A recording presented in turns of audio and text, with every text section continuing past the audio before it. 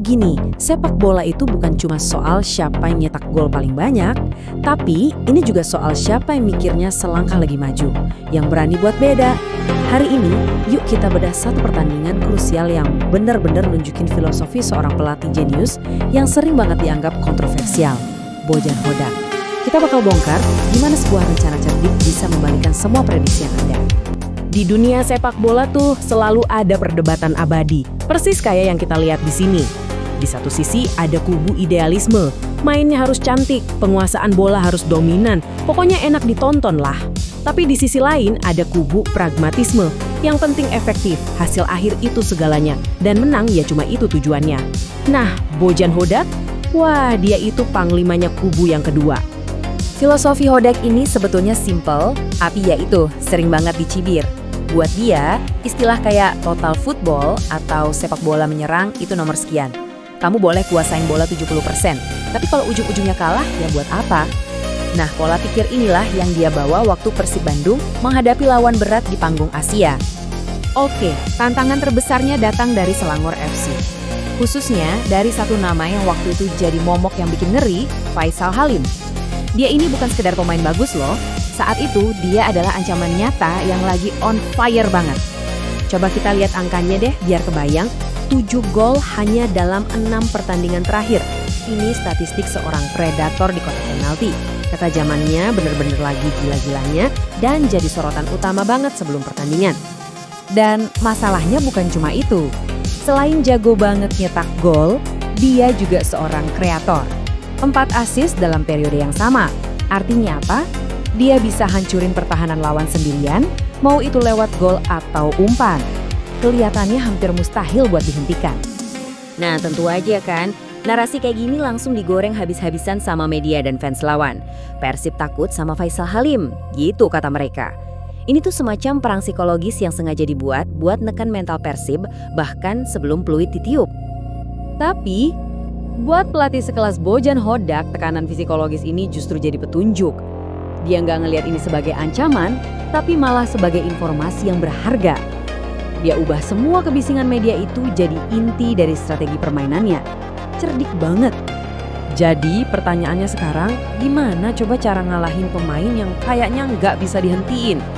Nah, respons Hodak itu bukan panik, tapi justru dengan sebuah perangkap. Perangkap yang kelihatannya sederhana, tapi ternyata sangat mematikan. Rencananya itu bisa kita pecah jadi 4 langkah brilian ini. Pertama, dia pakai semua hype soal Faisal Halim sebagai petunjuk kalau seluruh permainan Selangor pasti berpusat ke dia. Kedua, dia tugasin satu pemain jadi bayangan. Ketiga, misinya jelas, matiin pergerakan si bintang. Dan keempat, pas lawan lagi fokus ke satu titik, itu hantam dengan serangan balik yang cepat. Terus, siapa sang bayangan ini? Dialah Eliano Raigenders. Mungkin bukan nama yang paling mentereng di tim, tapi malam itu dia dapat satu tugas yang super penting. Jadi bayangan gelap yang nempel terus sama Faisal Halim kemanapun dia lari selama 90 menit. Dan hasilnya, wah, ini benar-benar sebuah mahakarya taktis. Perangkap yang disiapin Hodak berjalan sempurna, dan papan skor jadi bukti nyata kejeniusannya. Nah, ini nih buktinya. Lihat deh, statistik penguasaan bola ini, Persib cuma 47%, kalah dari Selangor. Kalau kalian penganut sepak bola indah, ngelihat data ini aja pasti langsung mikir, Persib bakal kalah kan? Tapi kemudian, inilah angka yang paling penting, 2-0 untuk Persib Bandung. Ini dengan telak ngegambarin filosofi Hodak. Penguasaan bola itu nggak memenangkan pertandingan, tapi gol lah yang memenangkannya. Simple. Efek dari strategi ini benar-benar telak. Faisal Halim, bintang yang ditakut-takuti itu, malah jadi pemain dengan sentuhan bola paling sedikit di antara semua yang main penuh. Benar-benar dibikin mati kutu. Di sisi lain, serangan balik Persib yang cepet dan efisien ngancurin pertahanan lawan. Kemenangan bersih 2-0 yang sangat meyakinkan. Dan pengakuan terbaiknya datang dari siapa? Dari bintangnya sendiri. Setelah pertandingan, Faisal Halim ngakuin kehebatan Persib. Kalimat ini bukan cuma ungkapan kecewa, tapi juga pengakuan atas keunggulan taktik dan kelas permainan yang ditunjukin tim asuhan Bojan Hodak. Jadi, poin pentingnya gini, kemenangan ini tuh bukan cuma soal 3 poin buat Persib doang. Efeknya jauh lebih besar, kerasa buat seluruh komunitas sepak bola Indonesia. Yuk kita lihat gimana ini ngebangun citra nasional. Coba lihat tabel ini deh.